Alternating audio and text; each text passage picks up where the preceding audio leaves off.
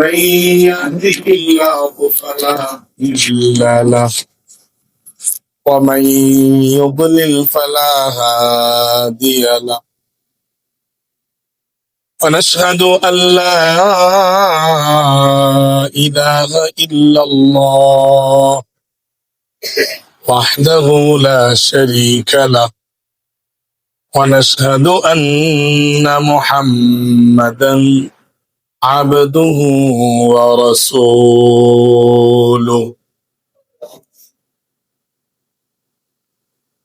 صلى الله عليه وعلى آله وأصحابه وبارك وسلم تسليما كثيرا.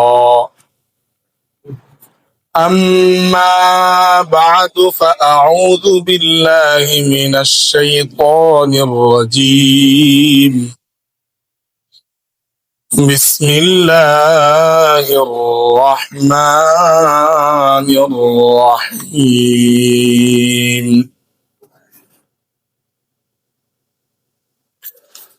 وأذن في الناس بالحج يأتوك رجالا وعلى كل ضامر يأتين من كل فج عميق.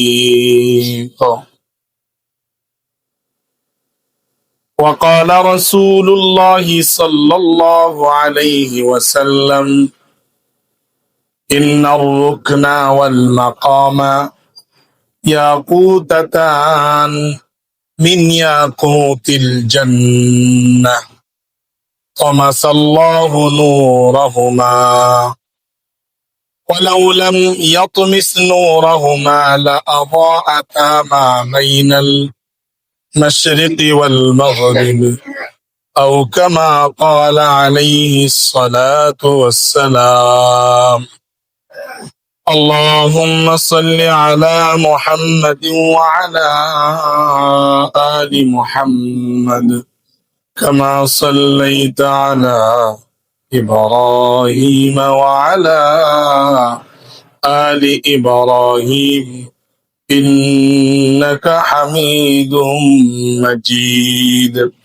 اللهم بارك على محمد وعلى آل محمد كما باركت على إبراهيم وعلى آل إبراهيم إنك حميد مجيد.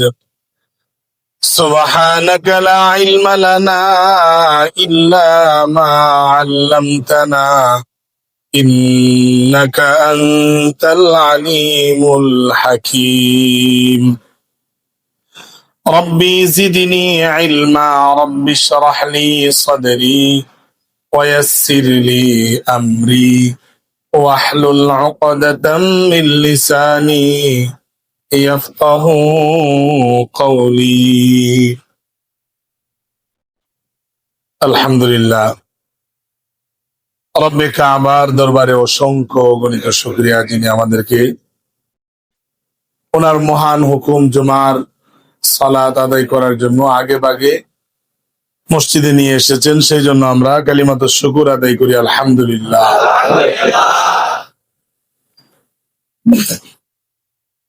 জিলকদ মাস শুরু হয়ে গেছে,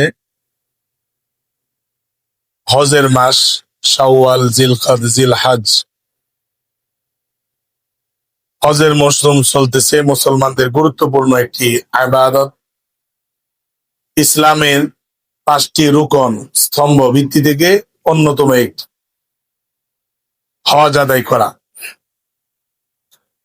অর্থাৎ যেই মালিক আমাকে হায়াত দিলেন, আমাকে 3.5 হাত বডির মধ্যে সকল নিয়ামত যথাযথ স্থানে যিনি স্থাপন করে দিলেন, চোখ যে জায়গায় রাখার দরকার, যেভাবে রাখার দরকার, যেভাবে সংরক্ষণ করার দরকার, সেভাবে 2টি চোখকে সংরক্ষণ যিনি করেছেন।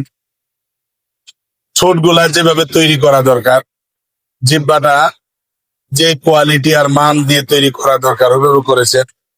দুইটা পা, দুইটা হাত সহকারে অন্যান্য ভিতরে যত ধরনের অঙ্গ প্রত্যঙ্গ আছে, শরীরের জুজ আছে, যেই মালিক এইগুলা আমাকে দিয়েছেন, এই সমস্ত নিয়ামত এবং আমাকে যে শরীরের শক্তি দিয়েছেন, আমাকে যে টাকা পয়সার মালিক বানিয়েছেন, সবগুলা একসঙ্গে সাথে নিয়া ওনার ঘরের সামনে গিয়া, ওনার সরাসরি ঘরে সামনে, আল্লাহর ঘরটাকে সামনে রেখে নিজের মাথাটা অবনত করা, ওই জায়গায় গিয়া হাজিরা দেওয়া, লাব্বাইক আল্লাহুম্মা লাব্বাইক, এই যে একটা ধ্বনি চলতেছে, চলবে সামনে, এটা হলো একটা গোলাম এবং মনিবের মাঝখানে অকৃত্রিম, এটা এমন একটি ভালোবাসার মহাব্বত যেটা দুনিয়ার সমস্ত স্বার্থ, সমস্ত ভালোবাসা এই মহাব্বত আর ভালোবাসার সামনে বিলীন হয়ে যায়। সুবহানাল্লাহ। এবং সেই জায়গার ভিতরে রব্বে কারীম অনেক নিদর্শন সমূহ রেখেছেন। দুনিয়াতে অনেক নিদর্শনই আছে, কিন্তু ওই জায়গায় যেগুলা সংরক্ষিত, এগুলা শুধুমাত্র 1450-1500 বছর আগের নয়, বরং আরো অনেক আগে থেকেই সংরক্ষিত কিছু নিদর্শন আল্লাহ রাব্বুল আলামিন সেই জায়গায় সংরক্ষণ করে রেখেছে। আমরা গত সপ্তাহে আলোচনা করেছিলাম একটি জায়গার নাম হলো মাকাম ইব্রাহিম।